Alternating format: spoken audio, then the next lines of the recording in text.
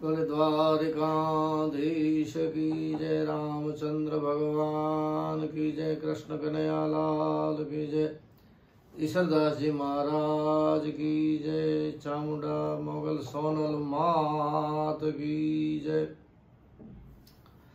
जागृत स्वप्न सुषुप्ति में संतत सुर नर ईश, मोर हृदय रसना सुने, रहो द्वारिकाधीश। पहलो नाम परमेश्वरो, जन जग मांडो जोई, नर मूर्ख हमसे नहीं, मारो हरि करे सो होई। આવો દિવ્ય ભવ્ય ગ્રંથના રચયિતા ચારણ મહાત્મા ઈશ્વરદાસજીના જીવન ચરિત્ર વિશે આપણે થોડી જાણકારી મેળવી। સંવત પનર પનર में जन्मे ईश्वर चंद, सकल चारण वर्ण में उन दिन भयो आनंद। इतिहास एवो छे કે જોધપુર તાબાનું બાડમેર પ્રગણામાં ભાદેશ નામનું ગામ રાઠોડ ક્ષત્રિયોના દસોંધી રોહડિયા શાખાના ચારણોને મળેલું। એના પૂર્વ વડવા ઈશ્વરદાસજીના પૂર્ણપાળજીના દીકરા ઉદયરાજજી અને રામદાનજી। ઉદયરાજજીને બે દીકરા હતા, સુરાજી અને આશાજી। રામદાનજી ને ગુમાનદાનજી આદि બીજા દીકરાઓ હતા। પોતે મોટા જાગીરદાર હતા, પણ કુદરત તારી પરીક્ષા હારી નથી હોતી, જે હોય છે હારા એની હાલત હારી નથી હોતી। સુરાજીને ત્યાં સંતાન નહોતું। પોતે ગાંડણ શાખાના ચારણ અમીરજી રણછોડજી ગાંડણને ત્યાં અમરમાં નામની દીકરી સાથે સુરાજીએ લગ્ન કરેલા। ઘણો સમય થયો પણ સંતાન હતું નહીં। આશાજી બસ લક્ષ્મણના પરમ ભક્ત હતા। ગુમાનદાનજી ને સંપૂર્ણ રીતે પોતાના વંશ વારસો હતા અને જર જમીનને જોરું, 3 કજિયાના છોરું, ઈર્ષાળુ ખર સ્વભાવના હતા। બનાવ એવો બન્યો કે સુરાજીનું વીડ વાઢવા માટે રાજસ્થાનમાં પોતાના ભાદરેશ ગામમાં 60-70 માણસોનું બ્રાહ્મણો દ્વારા રસોઈ કરી અને મજૂરો માટે ભોજન તૈયાર કર્યું હતું। વીડ વાઢવા માટે મજૂરો બરોબર ગામને ઝાંપે આવ્યા ત્યારે ખળ સ્વભાવના ગુમાનદાનજીએ ઈર્ષા કરી અને મજૂરોને ધમકી આપી કે એનું વીડ વાઢવા નથી જવાનું, મારા વીડે આવો। લાગણી તો સુરાજી ઉપર હતી, પણ ખૂબ જ ખલ વર્તનના કારણે મજૂર બધા ત્યાં જતા રહ્યા। અહીં રસોઈ પડી રહી, છતાં પણ સુરાજીએ મનથી માન્યું, હારીએ ને હિંમત વિસારીએ ને હરિનામ, જાહી બીધ રાખે રામ તાહી બીધ રહીએ।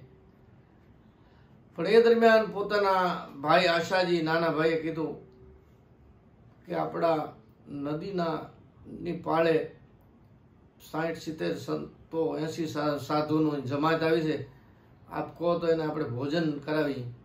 સુરાજી બહુ રાજી થયા કે આપણે એને આમંત્રણ આપી આવો।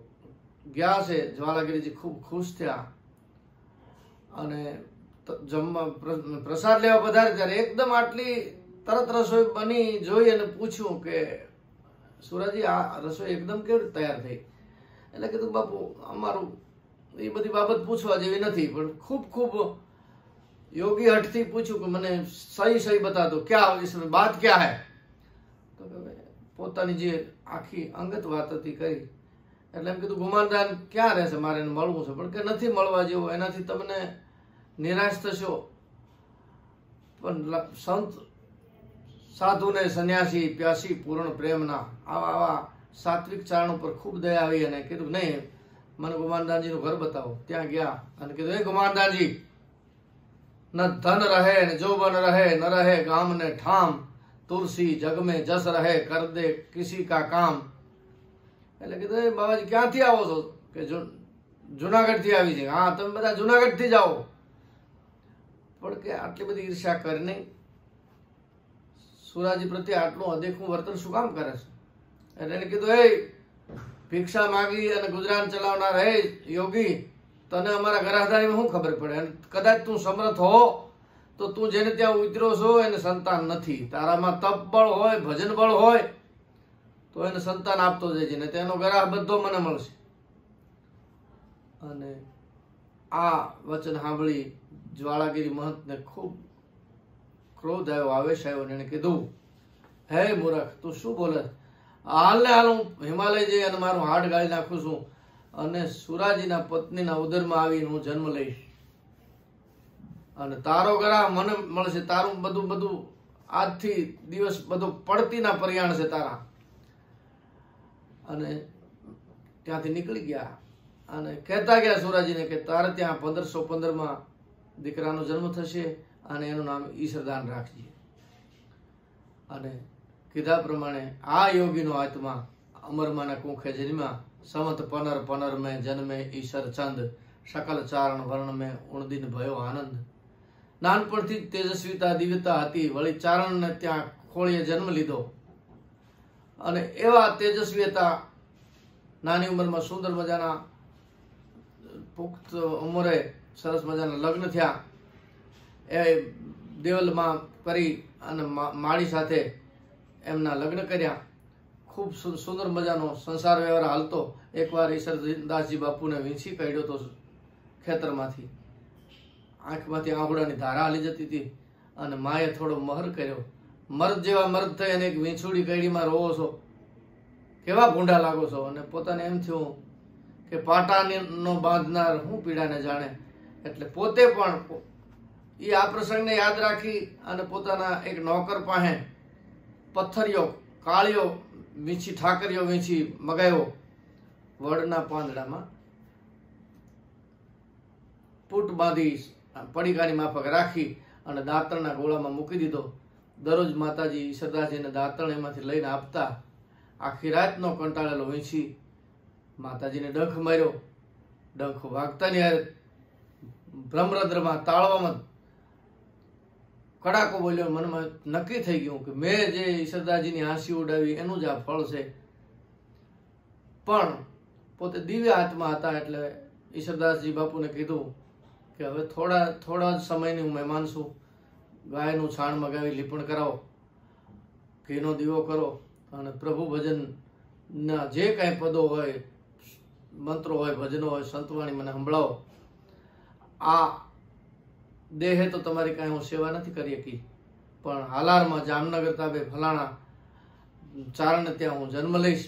મારું નામ રાજભાઈ છે, તમે મારું પાણી ગ્રહણ કરજો. અને આટલું કહેતા સત્સંગ કરતા દીવાની જ્યોતની સમક્ષ ઈશ્વરદાસજીની સમક્ષ પોતે પ્રાણ છોડી દીધા. પછી તો ઈશ્વરદાસજી પણ ગમગીન રહેતા. આશાજી પાસે ઘણું ભણતર તો મેળવેલું, પણ કંથા પહેલી કામિની સાયા મત મારે, રાવણ સીતા લે ગયો બોધીને સંભારે. અને આશાજીને એમ થયું કે ઈશ્વર જો આ જ અવસ્થામાં રહેશે તો એનું મગજ ગાંડું થઈ જાય. એટલે એમના જીવનમાં પણ એક એવો પ્રસંગ બન્યો હતો કે લક્ષ્મણ બાવની એમણે સુંદર મજાનો ના પદો બનાવ્યા હતા અને ખુદ લક્ષ્મણજી એમને સાંભળવા આવ્યા હતા યોગીનું રૂપ લઈ. અને ત્યારે ખુમારી ભરેલા આશાજીએ કીધું કે હજુ તો અમે કહુંબાઈ નથી પીધા ને તમે કહો એટલે ન ગાવા માંડાય. એટલે કીધું બહુ ભાવથી કહું છું, વિવેકથી કહું છું. मैंने सुना है कि आप लक्ष्मण बावनी बहुत सुंदर बोलते हो, तो सुनाओ. खूब કીધું, નહીં બોલું. અને ત્યારે ખુદ ઈશ્વરદાસજી એ પોતે બોલ્યા હતા, કાકા પાસે શીખેલી. ખૂબ રાજી થયા અને એ અદ્રશ્ય થઈ ગયા. પછી પોતાને એમ થયું કે ઓહો, ખુદ લક્ષ્મણજી આવીને જતા રહ્યા. એટલે પ્રતિજ્ઞા કરી કે જ્યાં સુધી લક્ષ્મણજી મને દર્શન ન દે ત્યાં સુધી અન્ન ન લઉં. 3 દિવસ પછી આકાશવાણી થઈ કે હે આશાજી, એ તો અમૃત ચોગડિયું હતું જતું રહ્યું હઠ કરીમાં. તારે હવે મને ખુદને મળવું હોય તો જુનાગઢ ગિરનાર તું આવજે. ત્યાં અમારો લક્ષ્મણ ધૂણો હશે. શિવરાત્રી પર તું આવજે, ત્યાં અમારા દર્શન થશે. ત્યાં તારા જે કાવ્યના ભાવ પુષ્પો અમને સંભળાવજે, અમે ખુશ થશું. બાકી હવે હઠ છોડી અને અન્ન ગ્રહણ કરે. આ બાબતની લક્ષ્મણજી આશાજીને પણ ચિંતા હતી કે ક્યારે જવાનું થાય, અને આ બાજુ ઈશ્વરદાસજી ઉદાસ હતા. એટલે એમ થયું કે થોડુંક આને પરિભ્રમણ કરાવી આવું, તો જેના કારણે સ્થળ ફેર થાય તો આનું મગજ શાંતિ અનુભવે. ધીમા ધીમા ધીમા ધીમા પોતે જુનાગઢ આવે છે. ગિરનારના ધૂણાની ઓળખ વિશે પણ પૂછ્યું હતું કે ધૂણા તો ઘણા હોય, કેવી રીતે ઓળખાય? તો કે જે ધૂણાનો, જે અગ્નિકુંડનો ધૂણો પવન હામો હાલતો છે એ અમારો ધૂણો છે, માન લેજે કે લક્ષ્મણ ધૂણો છે. અને પોતે કાકો ભત્રીજો આવ્યા છે, જે કીધા પ્રમાણે સંકેત વાળો ધૂણો મળ્યો. અને આસન ઉપર બેઠેલા યોગી બોલ્યા, આ ગયા આશા તું કબૂ ન હો નિરાશા.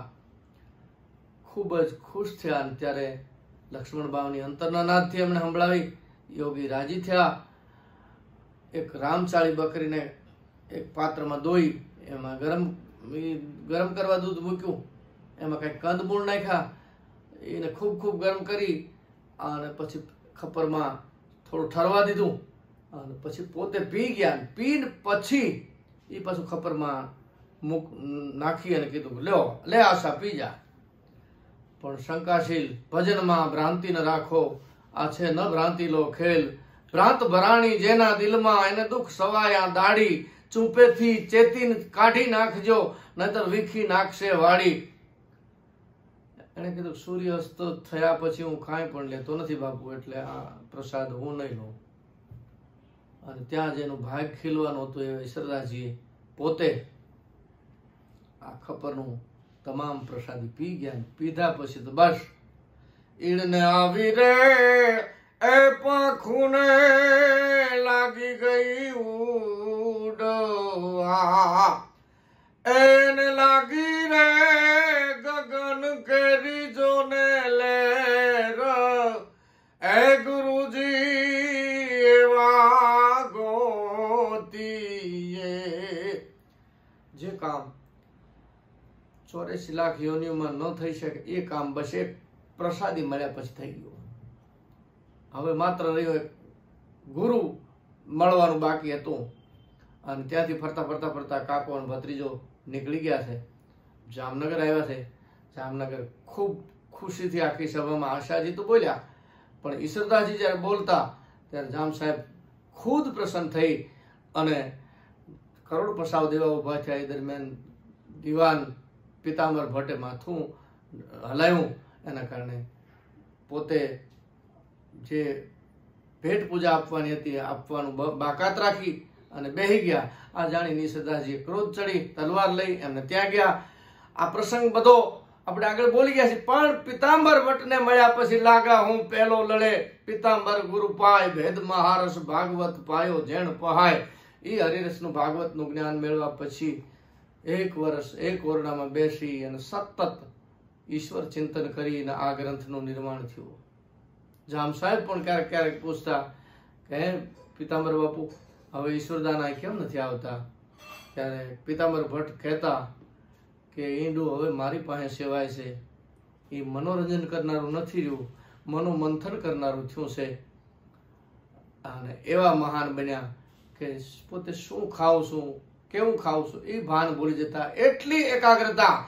मैं भमरा मुल्तान का कबून केरड़ खाऊं, जो न मिले केत कीत झूर झूर मर जाऊं. बापैया बीजा नीर पालर वीण पीवे नहीं. એવી તાદાત્મતા લાગી. અને કહેવાય છે કે એ ગ્રંથ લખતી વખતે ગુરુજીનો પણ પ્રસંગ છે. પોતાના દીકરી પદ્માબાઈ પણ હાવ મોડું એમને રસોઈ બનાવી આપતા. પણ કેવી રસોઈ છે એનો સ્વાદમાં પણ એમની સુરતા નહોતી. પણ જ્યારે ગ્રંથ પૂરો થયો, અદ્ભુત ગ્રંથ બની ગયો, પણ મનમાં મૂંઝવણ એ હતી કે આ ગ્રંથનું નામ શું રાખવું. એ દિવસે પોતે જ્યારે જમવા બેઠા ત્યારે રસોઈ થોડી મોડી લાગી. એટલે પોતાના દીકરી બાને પોતે કીધું છે, હે બેટા પદ્મબા, આજ રસોઈમાં રામરસ નથી નાખ્યો. અને ભગવતી સ્વરૂપા, જેને ચામુંડા ગણો તોય ભલે, હિંગળાજ ગણો તોય ભલે. એ દીકરી બા બોલ્યા હતા, હે બાપુ તમારો રેસ પૂરો થઈ ગયો. અને પોતે ખુશ થયા કે વાહ દીકરી, જે ગ્રંથના નામ માટે મને મૂંઝવણ હતી એ આ મૂંઝવણ તે પૂરી કરી નાખી. આવો આ ગ્રંથ જેણે બધા ભક્તોએ તો ભગવાનને અરજી વિનંતી ને એવું બધું ઘણી બધી કાકલુતી કરી છે, પણ દાદાએ તો આ ગ્રંથની અંદર ભગવાનને પણ એમ કીધું છે, વિણ અપરાધ વિટંબતો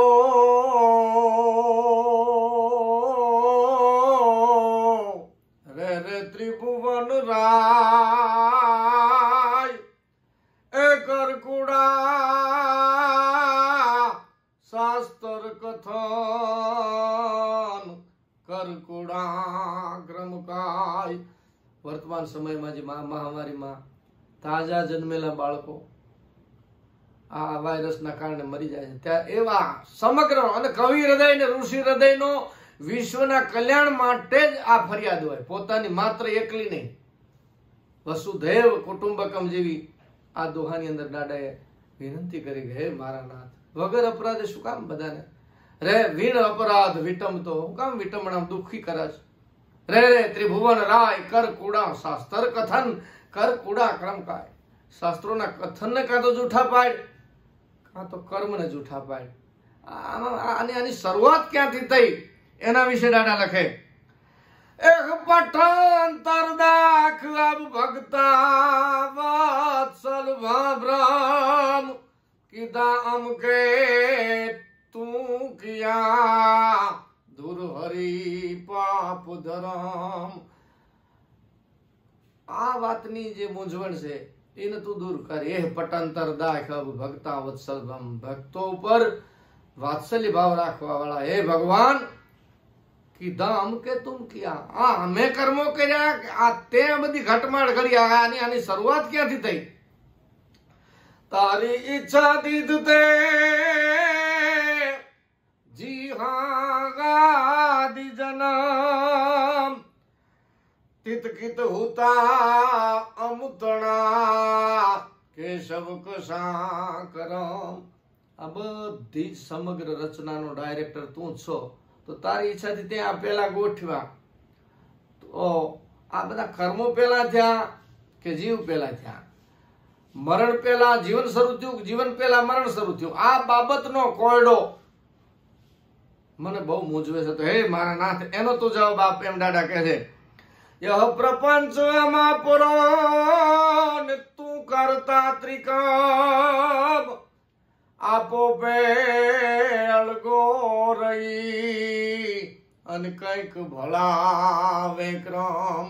આ પ્રપંચ અમાપનો છે, જેનું માપ નહીં, કારણ કે મોટાને કાંઈ ન કહી શકાય, નાના જણે જાય। ગજમને વ્યાઘ્રને હાથીને નથી મરાતો, વાઘને નથી મરાતો, સિંહને નથી મરાતો, અજા પુત્રમ બલિ દધાત દેવો દુર્બલ ઘાતિકમ, બકરીનું બચ્ચું જ બલિદાન કેમ આપવામાં આવે છે? એમ દાદાએ એવી બૌદ્ધિક તત્વનિષ્ઠ દલીલ કરી ભગવાનને કે આ પ્રપંચ કરી અને તું એકને મહાન બનાવશ ને એકને નાનો કનિષ્ઠ બનાવ, આ શું છે? આદિ તુજથી ઉપન્યા જગજીવન સહજીવ, પછી ઊંચા નીચા અવતરણ દે ક્યો વહી સદૈવ। તારાથી જ તું જ કેન્દ્ર બિંદુ હોય ને તારાથી જો શરૂઆત થઈ હોય તો એક ઊંચો આ એક નીચો, આ ઘટમાળ જે છે એ મારા મગજમાં ઉતરતી નથી, તો હે નારાયણ આનો મને જવાબ આપ। આપો પે હુતાય અનંત આપો પે અવતાર, પાપ ધર્મ ક્યો પીડવા લાય જીવાલાર। તારાથી જ આ બધું આ મંડાણ થયું। આપો પે હુતા અનંત એકો હમ બહુશ્યાત, આપો પે હુતા અનંત આપો પે અવતાર। તારા લીધે જ બધાની અવતારની ગતિ શરૂ થઈ, તો પાપ ધર્મ ક્यों પીડવા લાયે જીવાલાર। આ પાપ ને આ ધર્મ ને આ બધી આની પાછળ દોડનું કયું ઘટના વાળું સત્ય બાબત કઈ છે મને સમજાય। અખિલ તું જ કે કો વાર બહુ નામી બુઝાવ, લક્ષ્મી વર લેખા નહીં સમવડ પ્રાણી શ્રવ। આમાં આનો મુખ્ય નિયંતા તું જ છો. અખિલ તું જ કે કોર કે પછી બીજો કોઈ છે? હે લક્ષ્મીના વર, તારા જેવો તો સમોવડિયો કોઈ છે જ નહીં. તો મને આજ એકાગ્ર મને આનો જવાબ આપ, કારણ કે તને ઘણા કાકૃતિ કરનારા મળ્યા છે, પણ વાસ્તવિક દલીલ કરનારો આજે હું ઈશ્વરદાન ચારણ તને કહું છું કે હે મારા નાથ, આ વિટમણાની મૂંઝવણના ઉકેલ માટે તું અમને જવાબ આપ. આદિતણો જો તારત ભાજે મુજમન બ્રામ, તો પહેલા જીવ પરઠિયા કિયા કે પહેલા ક્રમ. પહેલા તે જીવન મોકલ્યા કે પહેલા કર્મને શરૂ કરી? શરૂઆત ક્યાંથી થઈ? એ જવાબ આપ. જેમ હારો વકીલ સુપ્રીમ કોર્ટમાં જજને પણ દલીલ કરતો એમ દાદાએ આ દલીલ કરી છે. કર્મ અકર્મ વિકર્મ કરી તે જાગવ્યા જીવ, જગપતિ કો જાણે નહીં ગત થારી હૈ ગ્રીવ. હે જગપતિ, તારી ગતિને કોઈ જાણી શકતું નથી. અને એટલા માટે આપણે કાગબાપુએ લખ્યું, અજ્ઞાના ચિંતનમાં ભવ આખો મેં તો ગાળ્યો રે આખરે, પછી શૂન્ય તણો સરવાળો, ગરબે રમતી કોઈ ગોરીને પૂછું કે કેમ તારો ચોટલો છે કાળો. શરીએ ફરતા યુવાનને પૂછું કે તને કોણે બનાવ્યો મુછાળો, કે આખરે શૂન્ય તણો સરવાળો. તુરી તુરી ડાબડી માં ગોળના ગાડા, કોણ હશે ભરનારો? આંબાની કેરી. તુરી તુરી ડાબડી માં ગોળના ગાડા, કોણ હશે ભરનારો? પણ કાગ કે આ વાતને એ સમજવા માટે મારા સંતોની અલગ છે નિશાળો ને આખરે શૂન્ય તણો સરવાળો. અને છેવટે ચતુરાઈ ચારણા, રીતુ રજપૂતા, રૂપતો નાગર બ્રાહ્મણા અને આસન અવધૂતા એમ બુદ્ધિમતાથી પૂછ્યું. ખાણી ચાર ખોયણ ધરા જીણ દિન જાયા જંત, કીધા કોણ પાખે કૃષ્ણ ઉત્તમ મધ્યમ અંત. આ ચાર ખાણીના જીવ ઇંડજ, સ્વેદજ, ઉદ્ભીજ અને જરાયુજ, 21 લાખ યોન, 84 લાખ યોનીના આ જીવો. તો આ કીધા કોણ પાખે કૃષ્ણ ઉત્તમ મધ્યમ અંત, આના વિભાગ ગ્રેડેશન પાડનાર કોણ? ઉત્તમ, મધ્યમ ને કનિષ્ઠ ને આ બધું કર્યું ક્યાંથી? તો આવો દિવ્ય ભવ્ય ગ્રંથ લખનારા ઈશ્વર દાદા જ્યારે પોતાને નક્કી થયું કે હે મારા નાથ, આની રચનામાં ભલે મોટા મોટા પંડિતો રામની અજબ રચના, એનો પાર મનુષ્ય નહીં પાવે, પાર મનુષ્ય નહીં પાવે, ભલે ને ઊંચા વિમાન ઉડાવે. અને છેવટે તો દાદાએ એમ જ કહી દીધું કે ક્રમગતિ પૂછા તું કને ને ગોવિંદ હું ગેમાર, આડ વસંતી ડેડરી પુણે સમુદ્રા પાર. હે મારા વાલા, જીવ ભાવે આ પીડામાં ઘણા જન્મોથી મૂંઝાતા આવ્યા, એટલે મૂંઝવણથી બોલાઈ ગયું. બાકી સમર્થની આગળ કાંઈ ન કહીએ કાંઈ. હું તો ખાબોચિયાની ઢેડકી છું અને સમુદ્રના પ્રમાણ માપ માગવા ગયો તો હે મારા નાથ મને માફ કર. તો આવા જેને તાદ્રશ્ય ભગવાન હરે દલીલ કરી છે એવા પરમ બ્રહ્મનિષ્ઠ ચારણ મહાત્મા ઈશ્વરદાસજીએ એટલું તો અદ્ભુત માપ આપ્યું.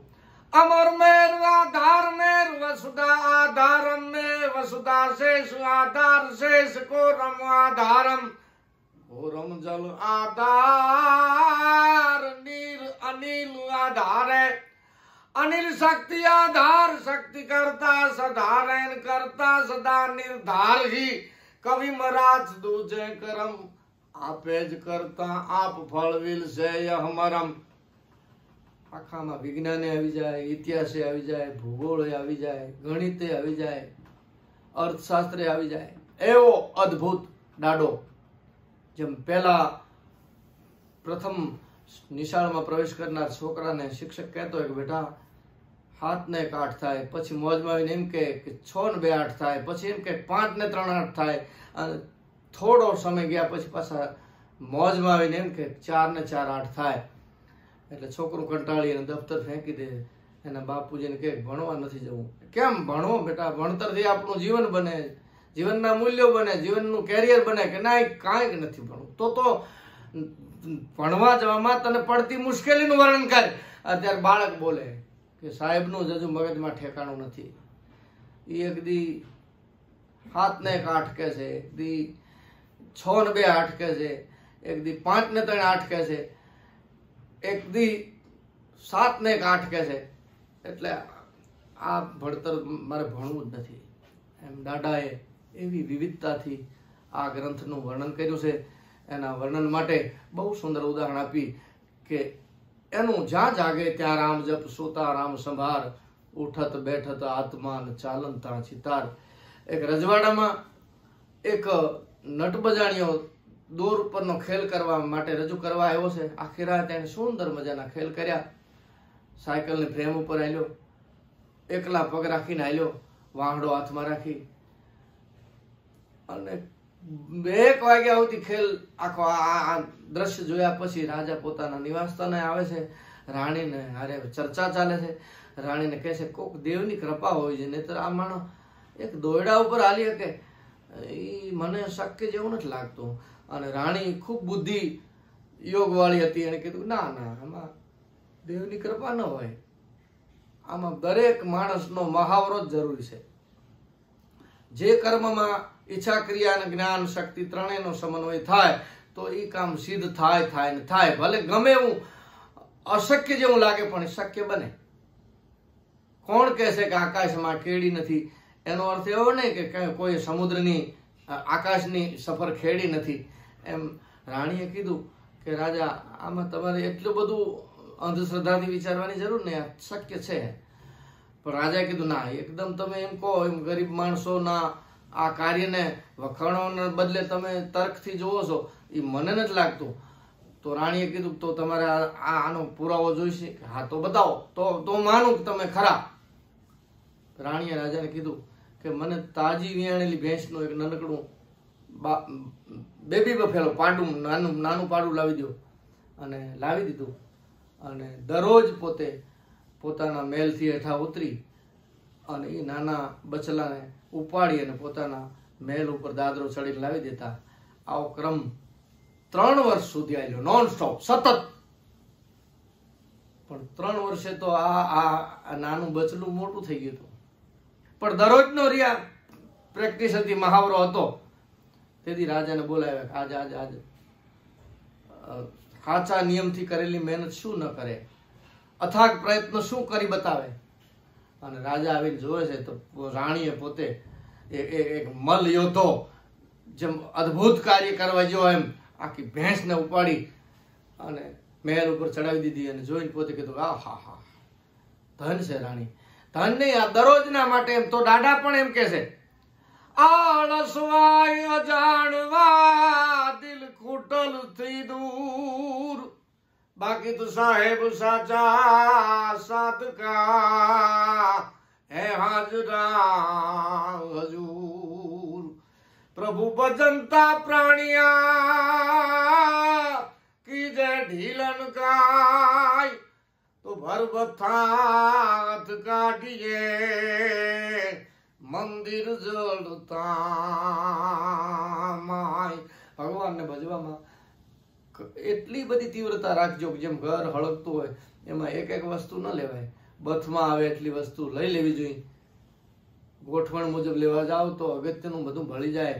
એમાં આપણા પણ મળેલા 21,600 શ્વાસા એ ભગવાનના સ્મરણમાં સંપૂર્ણ એકાગ્રતા રાખી, તીવ્રતા રાખી, દિવ્યતા રાખી, ભવ્યતા રાખી, સાત્વિકતા રાખી અને એ શ્વાસાનું સ્મરણમાં પછી તમે ભલે નામ લ્યો હરિરસ હરિરસ, કૃષ્ણ કૃષ્ણ કૃષ્ણ કૃષ્ણ કૃષ્ણ, ભક્ત વત્સલ ભક્ત વત્સલ, કોઈ પણ નામ, એકો નામ અનંતરો, જાળે પાપ પ્રચંડ જવ પાળે પાપ પ્રચંડ જવ તલ જેતો જ્વાલકણ ખોયણ દે વનખંડ.